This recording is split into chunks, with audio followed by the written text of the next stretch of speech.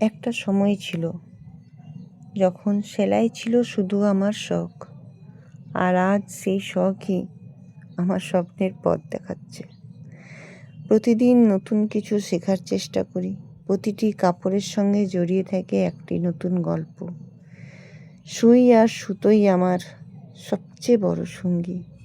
ভুল করি, আবার শিখি। ধীরে ধীরে নিজেকে আরও দক্ষ করে তুলছি। সাফল্য একদিনে আসে না, ধৈর্য আর পরিশ্রমই সাফল্যের চাবিকাঠি। প্রতিটি সেলাই আমাকে নতুন আত্মবিশ্বাস দেয়। নিজের হাতে কিছু তৈরি করার আনন্দই আলাদা।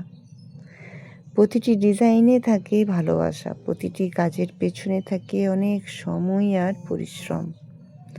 আমি বিশ্বাস করি ছোট শুরু একদিন বড় সাফল্য এনে দেয়, তাই কখনো থেমে যায় না। নতুন স্বপ্ন দেখি, নতুন লক্ষ্য ঠিক করি, তারপর প্রতিদিন একটু একটু করে এগিয়ে যাই।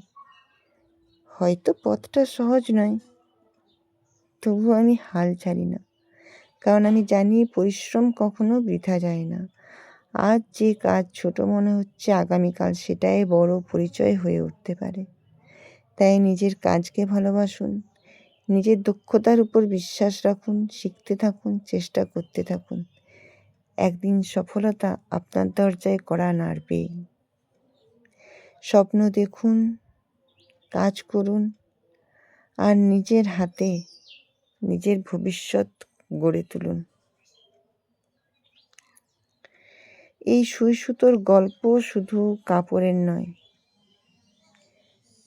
এটা স্বপ্ন পূরণের গল্প।